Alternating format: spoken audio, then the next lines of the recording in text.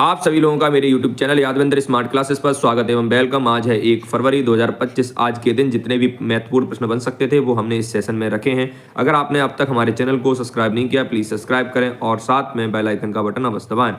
Current affairs का प्रत्येक परीक्षा में बहुत ही महत्वपूर्ण योगदान होता है। यादवेंद्र स्मार्ट क्लासेस हमारे एप्लीकेशन का नाम है, उसको आप जाके प्ले स्टोर पर इंस्टॉल करें। उसके बाद आपको इस तरीके से ओपन का बटन आएगा, उस पर क्लिक करेंगे। वहाँ से आप जितनी भी हमारी पीडीएफ्स हैं वो प्राप्त कर सकते हैं। साथ में जितनी भी क्लासें हैं वो फ्री में आप ले सकते हैं। अपना पहला प्रश्न, कजाकिस्तान अपनी पहली परमाणु ऊर्जा स्टेशन किस झील के पास स्थापित कर रहा है? तो आपको इन 4 विकल्पों में से एक विकल्प का चयन करना है। सही आंसर हो जाएगा इसका, झील का नाम है बालखास। क्या नाम है बच्चा? बालखास। सी विकल्प इसका सही है।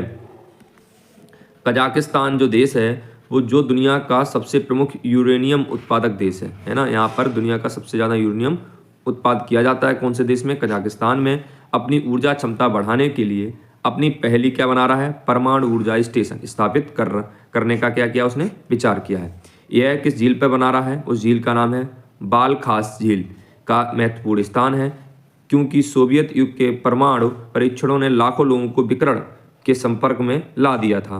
हालिया जनमत संग्रह कजाकिस्तान की विकिरण और सुरक्षा के प्रति ऐतिहासिक संवेदनशीलता के बीच परमाणु ऊर्जा के प्रति सतर्क दृष्टिकोण को दर्शाता है। आज का अपना दूसरा प्रश्न, हिमाचल प्रदेश द्वारा हाल ही में नशीली दवाओं की तस्करी से निपटने के लिए शुरू की गई पहल का नाम क्या है?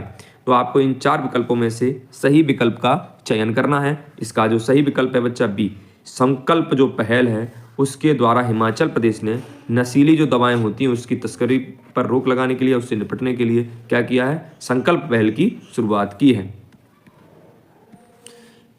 हिमाचल प्रदेश के मुख्यमंत्री सुखविंदर सिंह सुक्खू ने 6 अक्टूबर 2024 को संकल्प पहल की शुरुआत की। कितनी तारीख को? 6 अक्टूबर 2024 को। इसका उद्देश्य नशीली दवाओं की तस्करी पर रोक लगाना है, नशा करने वालों के पुनर्वास में मदद करना है। यह घोषणा शिमला में दिव्य ज्योति जागृति संस्थान, क्या नाम है भैया? शिमला में है दिव्य ज्योति जागृति संस्थान के एक कार्यक्रम में की गई। सिरमौर जिले के कोटला बारोग में एक मॉडल नशा मुक्ति और पुनर्वास केंद्र स्थापित किया जाएगा। यह केंद्र नशा करने वालों को ठीक होने और समाज में पुनः शामिल होने में मदद करेगा। हाल ही में भारतीय नौसेना में शामिल किए गए दूसरे स्वदेशी सर्वेक्षण पोत का नाम क्या है? निर्देशक विक्रांत, कावेरी, कालाहारी। तो इसका राइट आंसर हो जाएगा बच्चा निर्देशक ए विकल्प सही है इसका। हाल ही में भारतीय नौसेना को दूसरा स्वदेशी सर्वेक्षण पोत निर्देशक मिला, जो 4 सर्वेक्षण पोतों में से एक है। इसे Kolkata garden research ship builders and engineers ने बनाया गया है। निर्देशक में 80 से अधिक स्वदेशी सामग्री है, जो आत्मनिर्भर भारत की प्रतिबद्धता को दर्शाता है। ये भारत के सबसे बड़े सर्वेक्षण पोत हैं, जो बंदरगाह और नौवहन चैनलों के व्यापक तटीय और गहरे जल के हाइड्रोग्राफिक सर्वेक्षण के लिए डिजाइन किए गए हैं। यह पोत रक्षा और नागरिक अनुप्रयोग के लिए महासागरीय और भूभौतिकीय डेटा भी एकत्र करेगा। हालिया डेटा के अनुसार कौन सा राज्य पीएम सूर्य घर मुक्त बिजली योजना के तहत छत पर सौर ऊर्जा की स्थापित क्षमता में देश में अग्रीड है? मतलब कि जो हालिया आया है डेटा, मतलब हालिया डाटा आया है, उसमें एक योजना चलाई है पीएम सूर्य घर मुक्त बिजली योजना के तहत क्या होगा? छतों पर क्या लगाई जाएगी? सूर्य ऊर्जा प्लेटें लगाई जाएंगी। उसमें कौन सा राज्य सबसे आगे है ये पूछा गया है। तो इसका जो राइट आंसर है बच्चा ए, गुजरात सबसे आगे है। ए विकल्प सही है। प्रधानमंत्री ने गुजरात में पीएम मुक्त बिजली योजना सौर योजना के तहत स्थापित और पैनलों का दौरा किया। पीएम सूर्य घर मुक्त बिजली योजना सूर्य योजना छत पर सौर ऊर्जा के अपनाने को प्रोत्साहित करती है, जो वित्तीय सब्सिडी और आसान स्थापना करती है। हाउस होल्ड हर महीने 300 यूनिट 30 नहीं बच्चा 300 यूनिट तक मुफ्त बिजली प्राप्त कर सकते हैं। गुजरात इतने मेगावाट, कितना? 4195 मेगावाट छत पर सौर क्षमता में अग्रीड है। उसके बाद महाराष्ट्र 2487 मेगावाट और राजस्थान 1269 मेगावाट के साथ है। भारत की कुल स्थापित छत पर सौर ऊर्जा क्षमता 13880 मेगावाट तक पहुंच गई है। पीची वन्य जीव अभयारण्य जो हाल ही में समाचारों में देखा गया है किस राज्य में है? महाराष्ट्र, केरल, कर्नाटक और उड़ीसा। आपको इसका राइट आंसर बताना है कौन सा सही है। इसका राइट आंसर है ऑप्शन नंबर बी, केरल राज्य में। पीची वन्यजीव अभयारण्य कहाँ पर समाचारों में रहा, वो किस राज्य में स्थापित है, आपका केरल राज्य में स्थापित है। हाल ही में एक मादा हाथी का विद्युत प्रवाह के कारण केरल के त्रिशूर जिले में पीची वन्यजीव अभयारण्य के निकट जनजातीय कॉलोनी के पास क्या हो गया बच्चा, निधन हो गया। उसको बिजली लगने के कारण, झटका लगने के कारण किसका, हाथी, जो मादा हाथी था उसका निधन हो गया। पीची बाजहनी वन्यजीव अभयारण्य की स्थापना 1958 में हुई।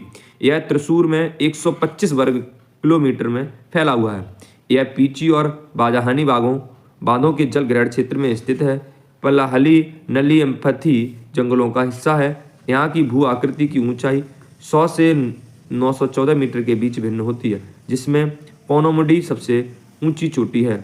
यह अभयारण्य उष्णकटिबंधीय जंगलों जैसे 25+ आर्कटिक प्रजातियां, दुर्लभ औषधि पौधे और कीमती पेड़ों जैसे चंदन से समृद्ध है। इस जंगल में ये चीजें प्राप्त होती हैं। हाल ही में तीसरा 25T बोलार्ड पुल टग अश्व किस शहर में लॉन्च किया गया है। आपको इन 4 विकल्पों में से एक विकल्प का चयन करना है, राइट आंसर आपको बताना है। तो इसका जो बच्चा राइट आंसर है वो है ऑप्शन नंबर सी, कोलकाता का है बच्चा, सही है, कोलकाता इसका राइट आंसर है। तीसरा 25T बोलार्ड पुल टग जिसका नाम अश्व है 3 अक्टूबर 2024 को कोलकाता में लॉन्च किया गया। अश्व भारत सरकार की मेक इन इंडिया का पहल का हिस्सा है। इसे भारतीय रजिस्टर ऑफ शिपिंग के वर्गीकरण नियमों के तहत निर्मित किया गया है। यह टग भारतीय नौसेना की परिचालन क्षमताओं को बढ़ाएगा, महत्वपूर्ण कार्यों में सहायता करेगा और समुद्री समर्थन अवसंरचना को सुदृढ़ करेगा। हाल ही में भारत सरकार ने किस हवाई अड्डे को अंतर्राष्ट्रीय हवाई अड्डा घोषित किया। ए सूरत हवाई अड्डा, शिमला हवाई अड्डा, गोरखपुर हवाई अड्डा, जोरहाट हवाई अड्डा। इसका राइट आंसर है ए सूरत हवाई अड्डा, ये विकल्प सही है। गुजरात के सूरत हवाई अड्डे को भारत सरकार की हाल ही में की गई घोषणा के अनुसार अंतर्राष्ट्रीय हवाई अड्डे को दर्जा प्राप्त हो गया है। वैश्विक यात्रा को सुविधाजनक बनाने और हीरा और कपड़ा उद्योग के लिए आयात निर्यात गतिविधियों को बढ़ावा देने के उद्देश्य के लिए इस कदम से आर्थिक संभावनाओं को बढ़ावा मिलेगा। अंतर्राष्ट्रीय दर्जे में उन्नयन से आर्थिक विकास को बढ़ावा मिलने, विदेशी निवेश को आकर्षित करने और कूटनीतियों संबंधों को मजबूत करने की उम्मीद है। यात्री और कार्गो संचालन में सूरत की बढ़ी हुई भूमिका को क्षेत्रीय विकास और समृद्धि के लिए एक प्रमुख चालक के रूप में देखा जाता है। हाल ही में बिचौम को किस राज्य का 27वां जिला घोषित किया गया है। असम, मणिपुर, अरुणाचल प्रदेश और मिजोरम। आपको इसका राइट आंसर बताना है, कौन सा सही। अच्छा, इसका राइट आंसर है अरुणाचल प्रदेश। कौन सा सही है, अरुणाचल प्रदेश इसका राइट आंसर है, सी विकल्प सही है। अरुणाचल प्रदेश के 27वें जिले बिचौम का उद्घाटन मुख्यमंत्री पेमा खांडू ने किया। राज्य विधानसभा ने फरवरी में अरुणाचल प्रदेश जिला पुनर्गठन संशोधन विधेयक 2024 पारित किया, जिसके परिणामस्वरूप बिचौम और कई पन्नूर जिले बनाए गए। पश्चिम और पूर्वी कामेंग से अलग किए गए।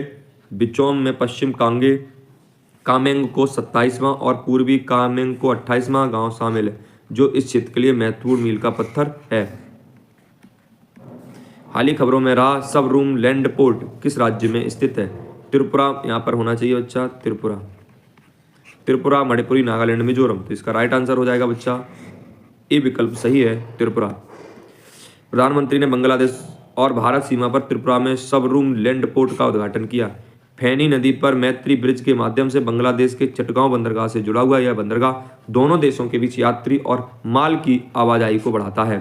हाल ही में खोले गए सब रूम लैंड पोर्ट जैसे लैंड पोर्ट अंतर्राष्ट्रीय सीमाओं पर निर्दिष्ट क्षेत्र है, जिनकी संख्या वर्तमान में भारत में 11 है, जो सीमा शुल्क निकासी और माल और यात्रियों की सीमा पर परिवहन की सुविधा प्रदान करते हैं। हाल ही समाचारों में रहा सिंदरी उर्वरक संयंत्र किस राज्य में स्थित है। झारखंड, उत्तर प्रदेश, राजस्थान, गुजरात। आपको इसका राइट आंसर बताना है बच्चा। तो इसका जो राइट आंसर है बच्चा वो ए विकल्प सही है, झारखंड इसका राइट आंसर है। झारखंड के अंदर क्या रहा है, सिंदरी उर्वरक संयंत्र स्थापित किया गया है किस राज्य में, झारखंड राज्य में। ठीक है बच्चा, देखते हैं कुछ महत्वपूर्ण बिंदु। प्रधानमंत्री मोदी ने 1 मार्च 2024 को, कब 1 मार्च 2024 को झारखंड में HURL, क्या नाम है बच्चा, HURL सिंदरी उर्वरक संयंत्र को समर्पित किया, जो भारत की यूरिया मांग को संबोधित करता है या उस यूरिया मांग से संबंधित है। देश को सालाना 360 लाख मैट्रिक टन की आवश्यकता होती है, लेकिन 2014 में केवल 225 लाख मैट्रिक टन का उत्पादन हुआ। सरकारी प्रयासों की बदौलत पिछले दशक में उत्पादन बढ़कर 310 लाख टन मेट्रिक टन हो गया है। मोदी ने 25 तक अधिक संयंत्रों को पुनर्जीवित करने की योजना का खुलासा किया, जिससे किसानों के लिए किफ़ायती उर्वरक सुनिश्चित होंगे और स्थानीय युवाओं के लिए रोजगार के अवसर पैदा होंगे, जिसमें तालचेर उर्वरक संयंत्र भी शामिल है। अगर आपने अब तक हमारे चैनल को सब्सक्राइब नहीं किया है, हमारे चैनल का नाम है बच्चा यादविंद्र स्मार्ट क्लासेस, सबसे पहले इसको आप सब्सक्राइब कर लें। साथ में क्या करना है बच्चा, इस तरीके से एक बेल आइकन का बटन होगा साइड में, उस पर क्या करना है, क्लिक करना है, जिससे आपको क्या बेनिफिट होगा, आपको सबसे पहले किसी भी हमारे इस चैनल की जो भी क्लास आएगी उसका नोटिफिकेशन आपको प्राप्त हो जाएगा। साथ में अगर हमारी ये क्लास पसंद आई हो बच्चा तो क्या करें, इसको लाइक कर दें, साथ में अपने दोस्तों के साथ क्या करें, शेयर करें, है ना। और